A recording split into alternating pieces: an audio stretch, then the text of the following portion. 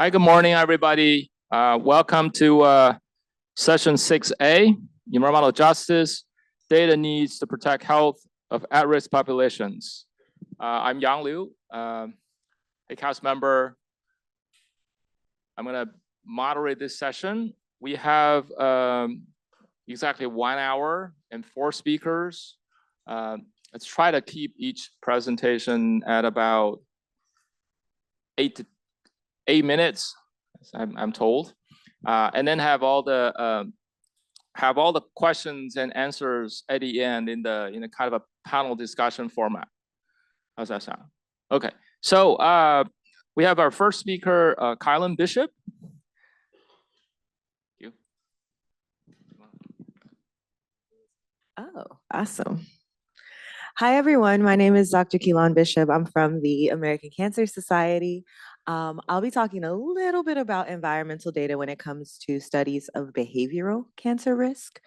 And so I don't know how many people have a background in chronic disease biology or cancer, but cancer is a disease that takes a long time to form, right? And so as a result, there's a continuum of care. This probably should have been a slide, but here we are. So we began with like the preventive health services, right? Getting screened, detecting cancer early before we get to diagnosis, treatment, and the outcomes that are after a cancer is detected. And so when I joined the cancer risk factors and screening team at the American Cancer Society, early on, my boss sent me the Environmental Justice Index that the CDC recently published. And the Environmental Justice Index is a compilation of 36 individual measures. There are measures of environmental burden, social vulnerability, and health vulnerability. Although we omitted the health vulnerability module because we have a health outcome. So basically what we did is we used those social and environmental modules and did hotspot analyses of 6 urban municipalities in the United States. And what we did was identify geographic hotspots of social vulnerability and environmental burden. And then even though the index does provide kind of like an aggregate score, is like social plus environmental, our definition of kind of that social environmental injustice together was that it had to be a hotspot of both values. So you can't have low environmental burden and then like super high social vulnerability or vice versa. It had to be that both were elevated. And in those elevated hotspots of both social vulnerability and environmental burden, or our social environmental injustice hotspots, we compared the prevalence of cancer screening across the SEI hotspots, as well as social vulnerability and environmental burden alone. And the conclusion really was that, this is a very simplified figure. So like, I'm happy to take any extra questions, but essentially, we use the CDC Places data set, which provides small area estimations of breast, cervical, and colorectal cancer screening, and found that in the hotspots of social environmental injustice, at least descriptively, there is the lowest prevalence of breast, colorectal, and cervical cancer screening. And so think about what that means. These are areas where social vulnerability is high, meaning that people have systematically been segregated from healthcare services. So they might already be distanced from preventive healthcare services like cancer screening. But these are also areas where the risk is high. And so the environmental exposures that we know, many of which are either carcinogenic or pattern cancer outcomes, are also elevated. So high risk, low adaptive capacity. And so this was really descriptive just to kind of figure out how, what we would see in our outcome of interest when using these data. We really just kind of went at this like identifying areas where social environmental injustice is elevated might inform identifying priority areas for place-based cancer control efforts, right? Including preventive healthcare services like cancer screening. But along the way, I think there were some really important lessons that I learned that kind of honestly led to Leticia telling me about this meeting and me ending up here. And so limitations, the environmental justice index has like long windows of exposure data, which is fine if you're thinking about an outcome like cancer incidence or mortality, right? Because if you are exposed to a carcinogen in, say, 2010, you may not develop cancer until 2020 or 2024, right? So there is that latency with the disease, but that's really biological cancer risk, not behavioral. With behavioral, we need shorter windows of time that allow us to do cross-sectional studies. And the other thing is that the aggregation of like many variables into that singular metric limits like actionable insights. From a behavioral standpoint, we're thinking about implementation. How do we bring people closer to cancer screening? How do we bring people closer to cancer screening? How do we keep them up to date every 2 years if you're going back for your mammogram, that you have that consistency of care? So those were some limitations, and but with every limitation, there's an opportunity. So as I've been listening in this meeting in particular, satellite data, which I was kind of familiar with from a local collaboration at Miami called Thread, satellite data is really helpful in evaluating outcomes along the cancer continuum beyond the traditional exposure incidence relationship. So the Thread group that I mentioned is really interested in extreme heat. And as a result of one of those studies, I'm conducting a qualitative investigation of how people diagnosed with cancer are adapting to extreme heat. A lot of what we hear is what did the guy say last week? He said, when there's heat, I retreat. And so he will cancel, reschedule his whole life, including doctor's appointments, if something happens with his transportation and he has to be faced with extreme heat, right? And so it's really important to understand that exposure almost like on top of the outcome. 2022 heat and 2022 healthcare utilization, for example. And that is really more of what satellite data allows versus the really old data in this index. And also, when we have satellite data giving us like neighborhood level environmental data, there's an opportunity to supplement survey data like what my team usually uses. So in the last release of the Health Information National Trends Survey, there was actually a module. It's the first module of its kind in that kind of survey on perception of climate risk. And so a recent paper found that people who had a higher perception of climate risk were more likely to access preventive healthcare services. And it's always interesting to see how the science and someone's perception of risk actually agree or disagree, right? And so there's an opportunity to say, okay, this is what we know someone's risk to be based on their address, based on their occupational location. And then this is how they're perceiving their risk, and be able to look at how that patterns their behavioral risk of something like cancer. Thank you so much for your time, and looking forward to any questions. Thank you.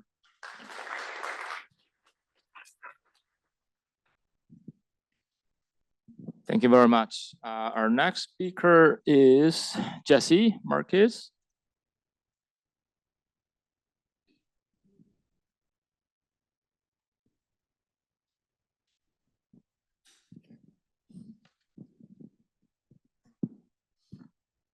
Hello, good morning, and thank you for this opportunity. This is actually my first presentation before HAQAST as well as NASA itself. And my disclosure, I'm not a scientist, I'm not a doctor. In April of 2001, I created and founded an environmental justice organization called the Coalition for a Safe Environment. I'm from Wilmington, which not Wilmington, Delaware, but our founder, General Banning, was from Wilmington, Delaware, and then named a little harbor city in the LA area, Wilmington, after him, and that's where I'm from. You've all heard of the Port of Los Angeles mentioned at some point in time in your life. Well, the Port of LA is physically located in Wilmington. So in our backyard, we have the largest air pollution source, the Port of LA. We have the second largest source, the Port of Long Beach, which is our neighbor. We have 4 major oil refineries in Wilmington. And Wilmington is approximately 5 miles square, and it's an 80% plus Latino community. and a 50% plus Spanish-speaking community. When I first saw the title, it's very important, the fact that, data provides us insight into many different types of things. But in our particular case, or in my particular case, I have a prelude of data that I need before I can even get to this particular point.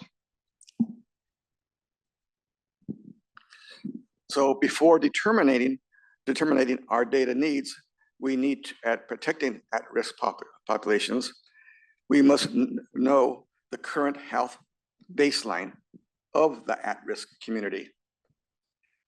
We've never had an asthma study in Wilmington. We've never had a leukemia study in Wilmington.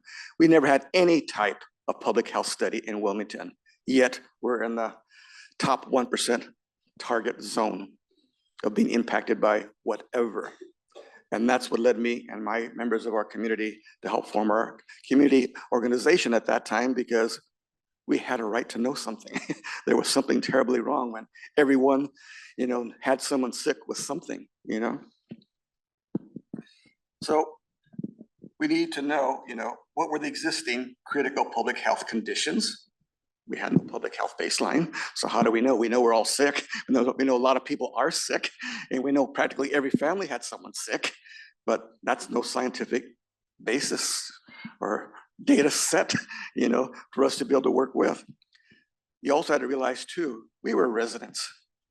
None of us were doctors, scientists, had master's degrees, PhDs. We started with zero knowledge of port operations, zero knowledge of refinery operations.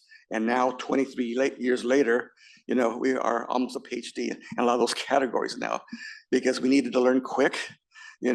I was blessed in that, the man upstairs, said, Jesse, I have a special mission for you. And, some of us were gifted with a little higher than IQ to be able to filter all the other stuff. And as a result, we've learned quite a bit. And public participation, holding community meetings, teaching each other, what we knew about what we learned from our little research, what we read in the newspaper, all contributing to us starting to move up the ladder of knowledge, okay? Besides what was known, there were things that we also suspected, because there hasn't been really comprehensive type studies of our exposure, but we knew a few other things. At that time, my mother had, cervical cancer. We knew a lot of people had lupus. A lot of children and adults were overweight. So we suspected a lot of other things out there were contributing to our health, but we didn't quite understand what that was. And then we need to know, well, what were the public health standards? We had no clue, what was acceptable, what percentage of what, was good health compared to, bad health. We had no clues of those things, and we had to learn those quite quick. Then we also needed to know a little bit of demographic information. Yes, we know we're Latino. Yes, we know a lot of other things. But then, what was the size of the health impact to our community? Was it everybody, a certain percentage, 70%? A few more details needed to be in our wealth of knowledge, And then within our at-risk population, were there special sensitive receptors? We have a huge, young child, adult population. We have a very high senior citizen population.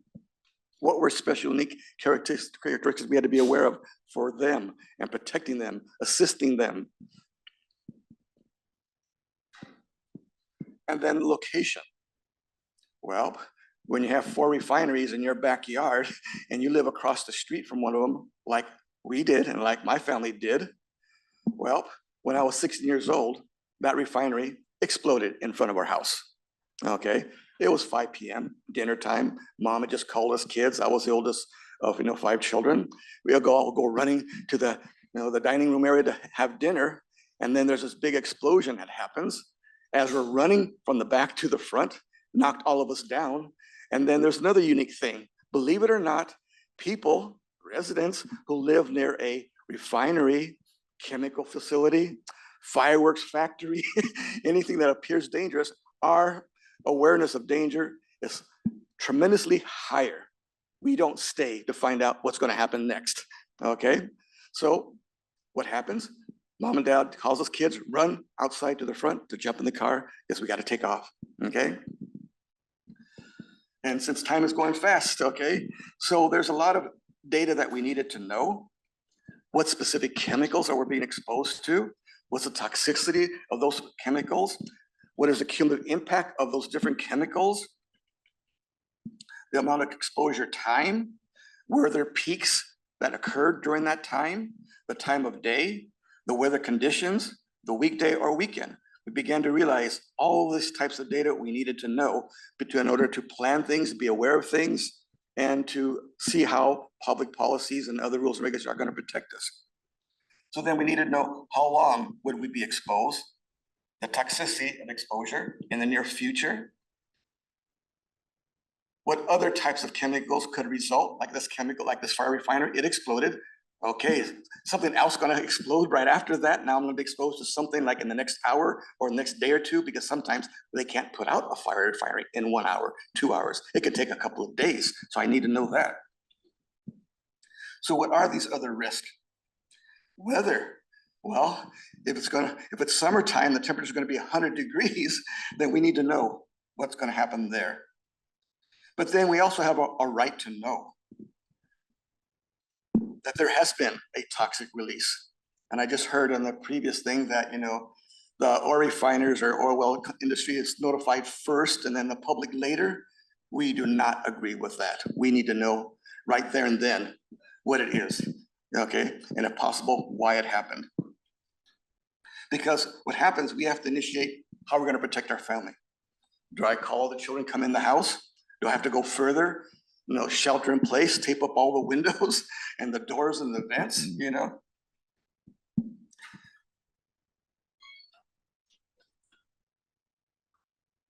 And then realizing too, there will not be an immediate emergency response. There are no fire departments sitting there on the fence line, waiting for an exposure. We are on our own. And I do have to stop, but I'll just go real quick through some of the slides so you can see some of the information there, that how we can use data and what some of those data gaps and data needs are, so that we are prepared. And thank you.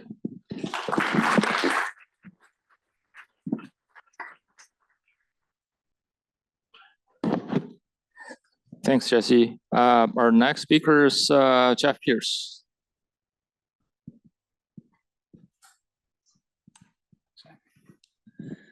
Thanks for having me. So I'm going to talk about air pollution and under-monitored in rural regions. Put some of the people we've been working with here. I also want to give a shout out to Chelsea Langer, and I'll show some of the same stuff that she showed yesterday, and also working with New Mexico Department of Health. And also shout out to Emily Gargolinsky, as we've been building off their knowledge of small and prescribed fires. So why our focus on rural regions? They're often underlooked during environmental justice studies. They often include impoverished regions, and there can be hotspots within rural regions that include underrepresented groups, particularly Hispanic and Native Americans, tribal populations. Rural populations in many places can be older than the urban and suburban populations, making them more susceptible. And these regions are particularly susceptible to particulate matter from wild and prescribed fires, as well as dust. And this image just kind of blows my mind. This is an animation from GOES. And you can see, you can see that there's large wildfires. This is New Mexico, Colorado, Oklahoma, Texas. And there's this dust plume coming in at the same time, and it's wild. I'll show in a moment, there's no monitors in this region either. So rural and urban air quality have different sources, making this particularly interesting. Along with those natural sources of large dust events and wildfire events, rural sources have a lot of sources that come from agricultural activity. Agricultural activity associated with ammonia, but also like machinery on dusty fields can kick up dust. And there's also lots of prescribed agricultural and rangeland burning that can happen in these areas as well. And contrast this with our typical urban sources of industry, power, and vehicles. These rural regions can be under monitored. And so this is our EPA PM 2.5 network.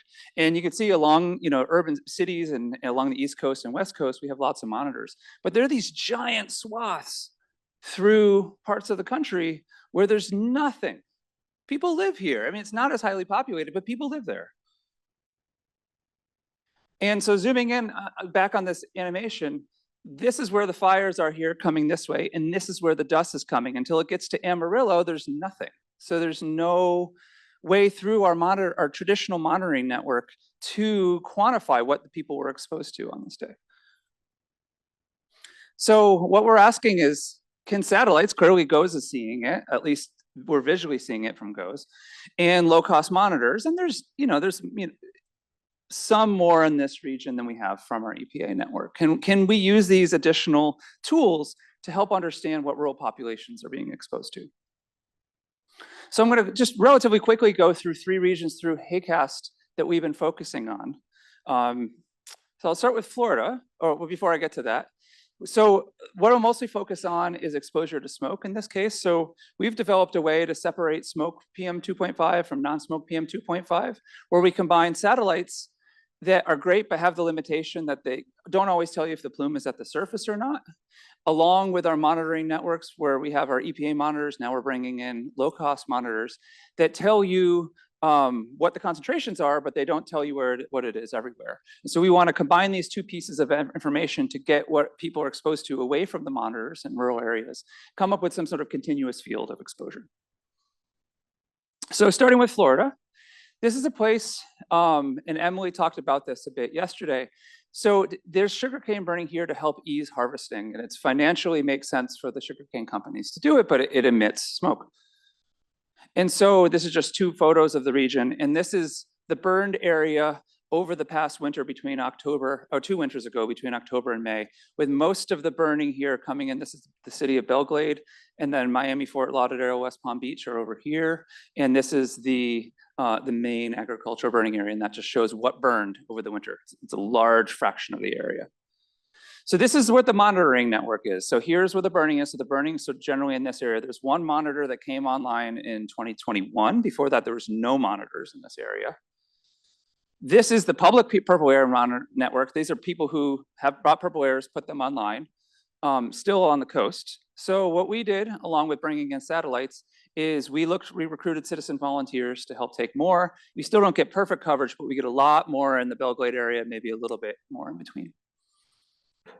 So what Olivia's done is she tried to use the purple airs plus the satellites to try to come up with what was the smoke concentrations on days when there was burning that we think was affecting the monitor versus not.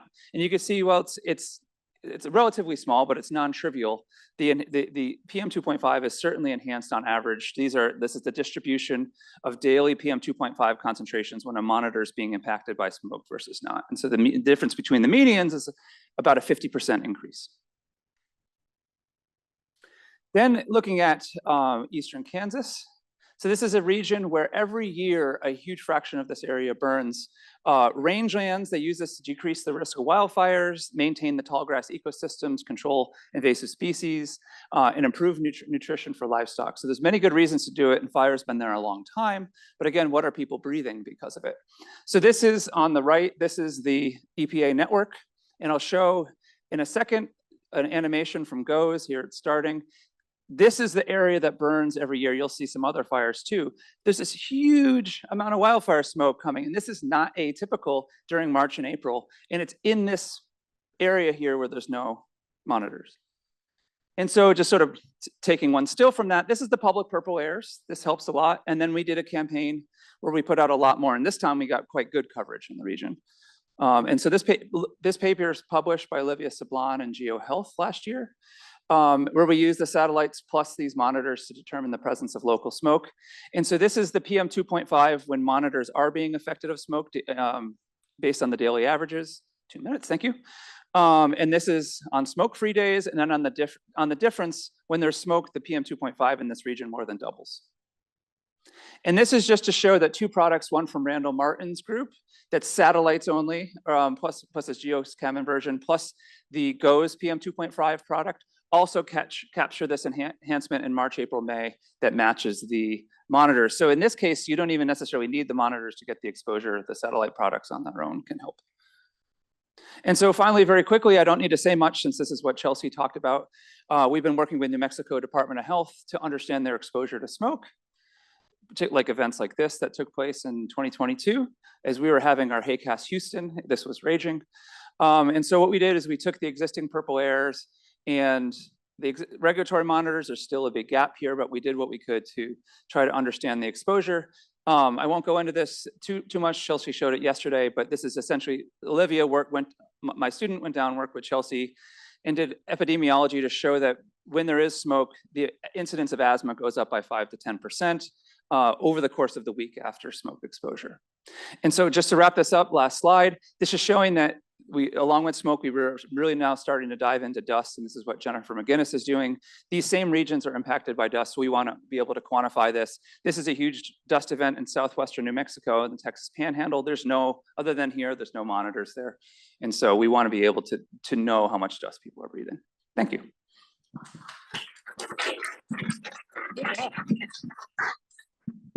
Thanks a lot, Jeff. Last speaker is Xiao. Thank you. Good morning, everyone. So now I'm going to talk about light at night and share some thoughts about what data I think we need to move this field forward.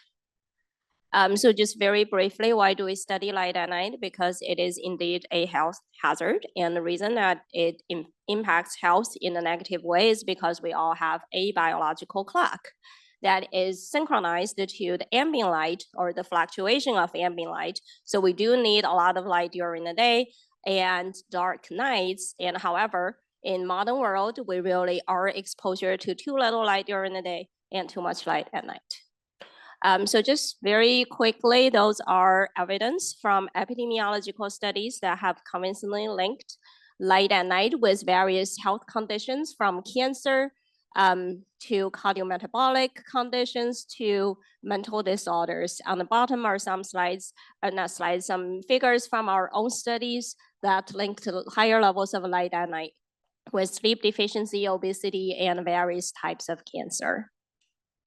So now I'm going to talk about what I think our data needs in this field, and there are 4 of them that I have identified among many. The first is we need better satellite-based measures of light at night. The second is that we do need validation studies to show us how well or not satellite data can capture individual level of light exposure. We need linkages with social and health indicators. And finally, we need to assess the combined distribution patterns and health effects of light at night with other environmental exposures. So let's talk about them one by one. First, the better and more satellite data. For this, there are a few aspects that I think it's important to focus on. First, we need better resolution, spatial resolution of light and night data. Currently, the Black Marble data suite has about 500 meters resolution, depending on where you are. There is indeed a high definition product, but that product is on demand and it's limited to funded projects at this moment, but the resolution is a lot better, 10 to 30 meters. If you think about people's homes, we do need that kind of resolution to accurately assess their light exposures. The second one is temporal trend. This is really important. We need longitudinal data, especially for some of the health outcomes like cancer, our friend just mentioned, that does take decades to develop. So we do need data on longitudinal data that over many decades to assess light levels in order to assess their health impacts. Currently, we have the DMSP, the older generation starting in 1990s, and then the VIIRS started from 2012 to now. And I've seen some cross sensor calibration studies to allow us to do those trend analysis, and we need more and better studies of that sort. And finally, it's important to assess blue light. And the reason for that is blue light is most detrimental to our biological clock. However, unfortunately, both the DMSP and the VIIRS, they only capture light from 500 to 900 nanometers, and blue light is about 450. So neither of those measures blue light. We do have some other data sources that may be able to use it to measure blue light, including the images from the ISS and the newer satellites. and we need to work on those. So just very quickly to showcase why blue light is important. This is a figure taken from a study that we published where we looked at the temporal trend of light at night in different neighborhoods with different percentage of racial ethnic minority groups. You can see the lines go down.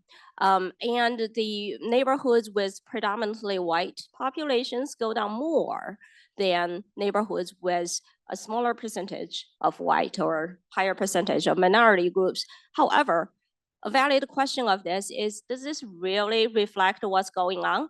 Or is just simply a reflection of there are more LED lights that have more blue light and the satellites are not able to capture those, right? So very valid questions that cannot be answered until we have good measures of that. So the second is validation. So another valid question that I always get when I publish my studies or give talk is, how do you know your satellite-based measure can really capture individual exposure levels? The answer is we don't. We don't really know. There are some small studies, validation studies conducted before that showed no or very little correlation between the two. However, those are very small and usually the quality is not very high. And we do need larger studies in diverse populations and use metrics that can be specifically used in epidemiology or relevant to epidemiological studies. So we're currently planning to do a validation study of individual level and satellite-based measures of light at night.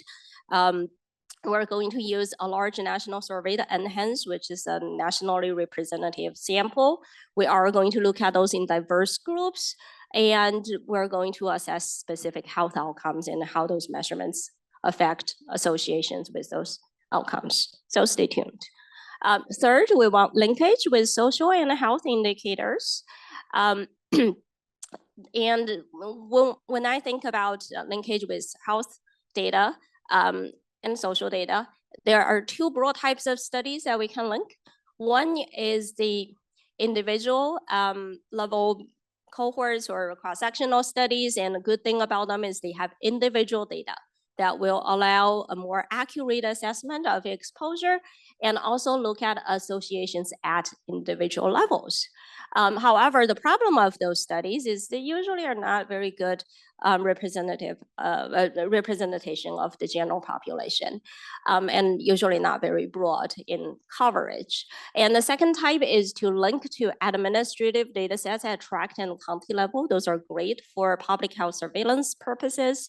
But the caveat there is those are not individually based data. So it may be called, you have to be cautious when you extrapolate to individual levels.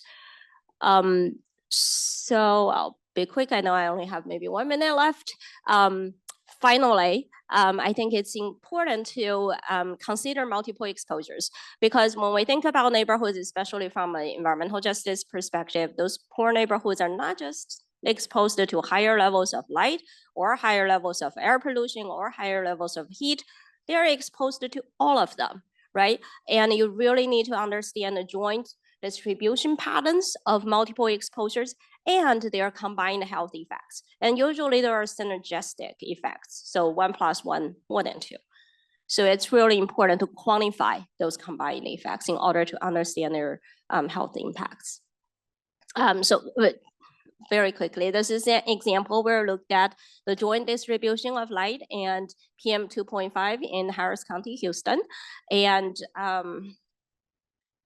well, the red arrows there, and the red arrow and the green arrow both point to a socially vulnerable neighborhood, but the red arrow neighborhood is a neighborhood that is high exposure for both light and PM 2.5, and the green arrow is a neighborhood that's only exposed to high levels of light but not PM 2.5. And you can imagine the health impacts of those exposures in those neighborhoods are probably different. So my last slide.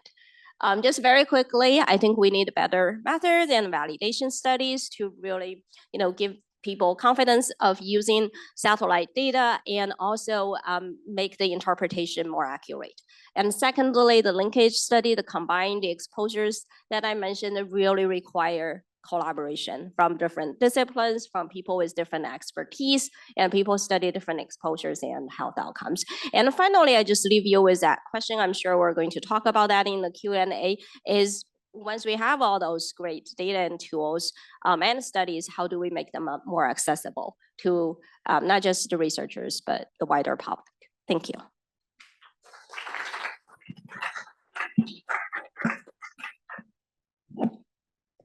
Thank you very much. So I'd like to invite all the speakers to come to the front, and let's start the panel discussion, the Q&A.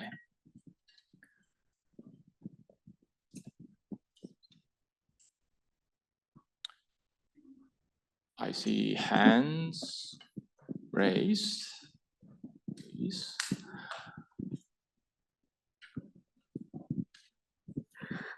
Thank you very much. I'm Benita Casey. I come from Desk, which is one of the DACs at NASA. It's situated in Greenbelt, Maryland. I'm the user needs lead there, and I try to understand the needs of the users. So at Justice, we have like thousands of users who are researchers, scientists who access our data set on a daily basis. And in addition to that, we also have our user working group. And recently, what we have been hearing from some of the members of our user working group is that yes, we have hundreds of data sets that can be used for air quality, but how do public know, how can public gain the most out of those data sets? So the tools and the services that we provide at DAC are mostly for the researchers. And I see your question at the end, how can we make these tools and services accessible to wide public? The public doesn't go and open their laptop to access those data sets. They use their mobile device. So this is to the HAQAST community. Do you have any plans to provide that kind of information through any kind of mobile applications so it can reach to the wider public community and the risk population can benefit more from it? Okay, who wants to? Jeff?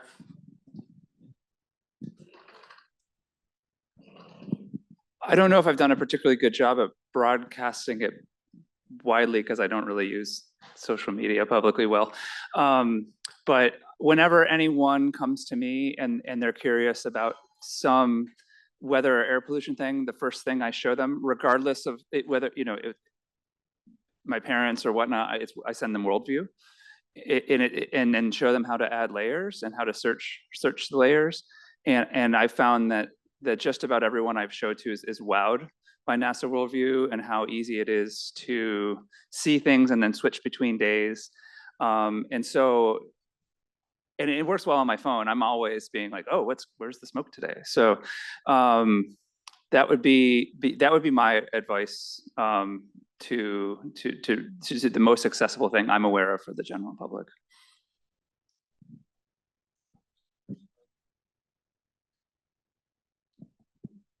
So I have a question for Jeff. Unless we weren't done with that one, were we? So Jeff, the dust and wildfire combined events were pretty interesting. I'm just wondering if you had any of the purple airs in place during any of those, either just solo dust events or combined wildfire dust events, and if you were able to see any differences from just the wildfire events or just non-events. From Amber Soya and Emily's work with Calypso during the Kansas campaign, there was quite a bit of dust during that time as well. And we did a bit of work looking at the regulatory monitors, and there wasn't any PM10 monitors in the heart of that area. But the purple airs, nothing above 1 micron makes it and even gets scattered by the laser, unfortunately. So we tried to we didn't try to be quantitative with that, but I've had a few people pitch to me the AlphaSense N3 does a better job with coarse. It's not quite as low cost, but I don't know. It's a possibility for the future. But yeah, I think that's dust is harder with bringing in low cost monitors.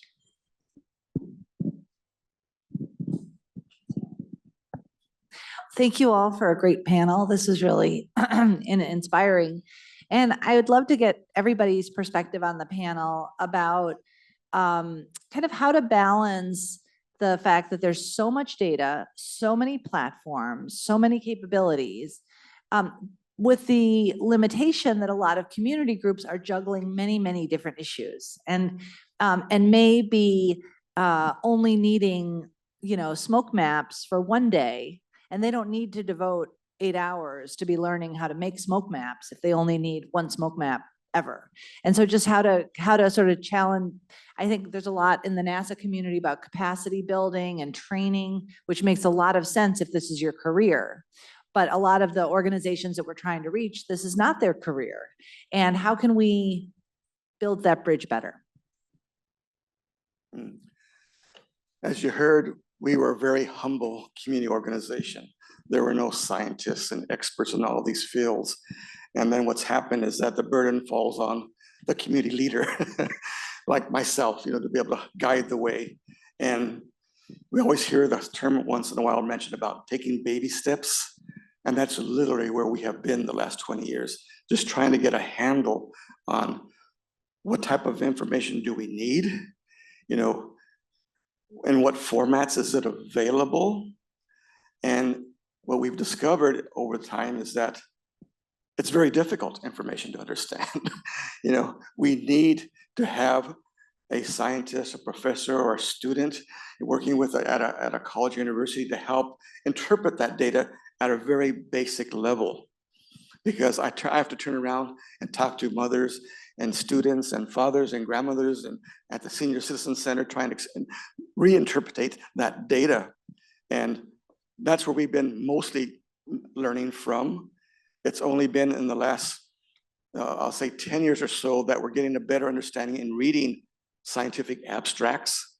I do want to give a shout out to the USC Keck School of Medicine, Associate Professor Andrea Rico, because she received a grant to do outreach to public and organizations in disclosing to us or sharing with us research that had been done.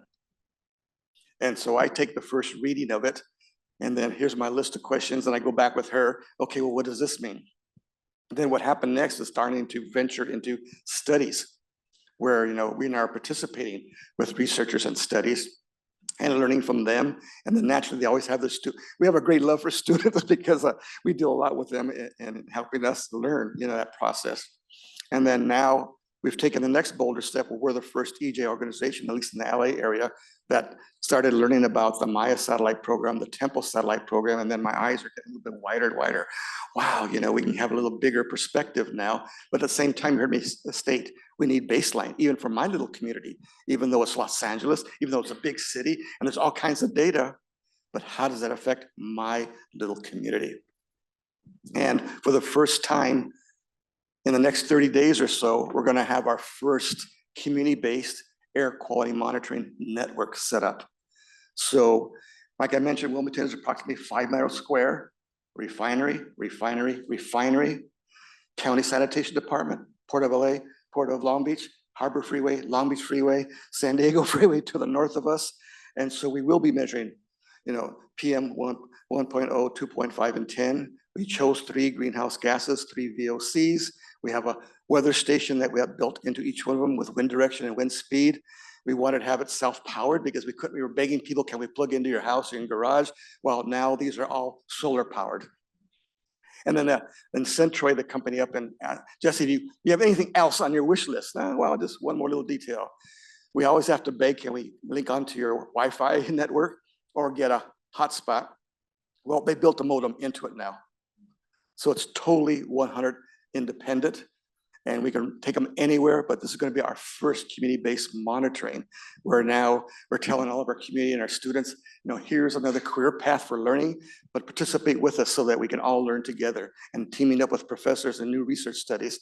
And even since our recent participation, University of Wisconsin-Madison, Tracy Holloway and others now, we participate in 2 grant applications, which are our first venture into that world.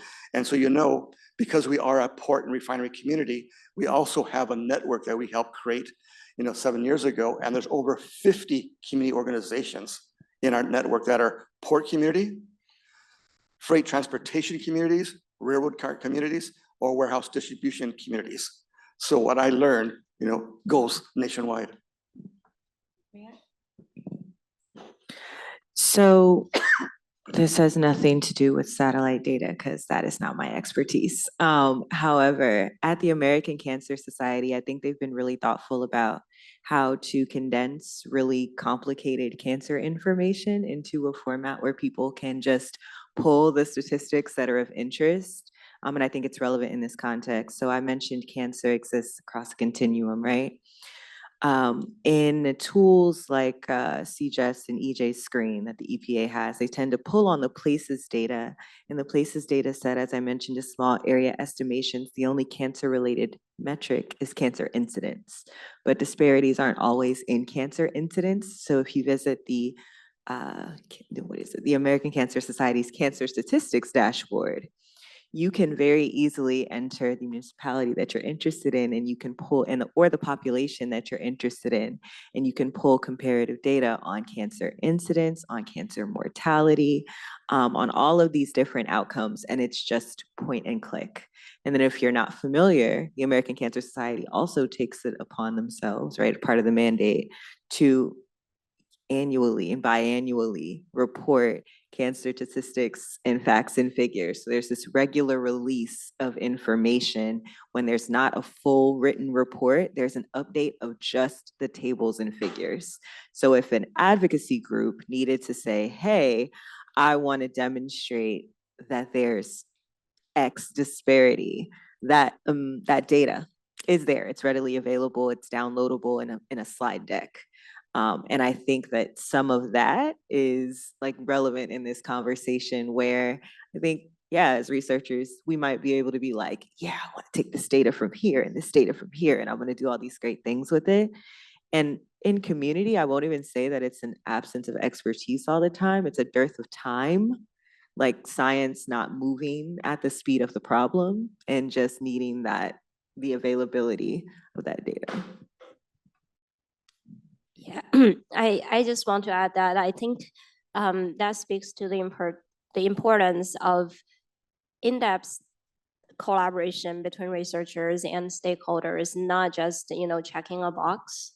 I think NASA has been doing a great job for many of the funding calls that require us as researchers to involve stakeholders in a meaningful way, which really forced me to start identify those stakeholders and talk with them a lot about the grants that I'm writing, to understand their needs, to really see what kind of data they need, and not just what kind of data I find interesting. I think that process, because we're all motivated by the funding mechanism, I think it's a great way to incentivize us to build those meaningful collaborations that can really fulfill the specific needs of each stakeholder. Hello, Inarelli Morales, Weld County in Colorado. So I don't think this is much of a question, but more of a, I guess, discussion of, so like Jesse was saying, data is important, but the translation of the data and the interpretation and just connecting the data to action is super important. In Weld County, we have community health workers. So that's people from the community that are employed by the public health department to help with outreach. So I guess in addition to, I guess, providing education, but your capacity building is via providing a job, or you can also work with high schoolers. I think in Colorado, we have a climate science certification and a bilingual certification. So high schoolers can learn about climate and have that certificate, I suppose, and they can be experts. So using I guess the youth as a way to build capacity for learning in the community. When I think about our community, I'm thinking a lot of Spanish speakers or Rohingya speakers. And so using the youth to help with learning the information and helping with translating that information is super helpful. And then also providing the key information to healthcare centers that are reaching those low-income minority folks, because the health practitioners don't have time to read all this data. But if you had some really short information to provide them, that could be good. So not just educating the public, but also the people within the healthcare system that, I guess, support the public as well. I actually want to, I know that's a comment, and I think it's great that you're bringing that up. I have just recently started to collaborate with the community health workers, and I find them wonderful in terms of their desire to learn about new things, their connection with the population they serve, the diversity of that workforce. It's, if there's anyone else who are, thinking about that, I highly recommend. I think it's just really a wonderful group to work with. And I also want to mention what you said about the high school students educating the youth. I also find that very important and rewarding. So I just currently, or I should say recently, started to collaborate with a group that runs high school after school programs, and we're working with them, building tools for their STEM education, satellite data, light, and I have learned so much from that group and the teachers, and the students are great as well. So Thank you. Also, in regards to that information, once we began to learn the different types of chemicals, then we also learned that, you could have a cumulative impact from those chemicals. So like I was talking to a mother and father that took their children in for an acute asthma attack. Well, the nurse asked them, well, what's wrong? Well, they're having an asthma attack. Okay, but see, what caused the asthma attack? They didn't know. And was there anything else in that chemical exposure that impacted them? Well, it turned out, yes, it was PM because of flaring from the refineries, but there was also an explosion that occurred. But what they did not know, there was a release of benzene, hydrogen sulfide, and like 3 or 4 other chemicals at the exact same time. So here is the nurse, here are the doctors prescribing medicine, treating them for whatever, not realizing they should have taken a blood test also and or a urine test to detect the other toxic chemicals that they were exposed to. And just like growing up, I had 2 cousins that passed away in their 40s, and they were both auto mechanics.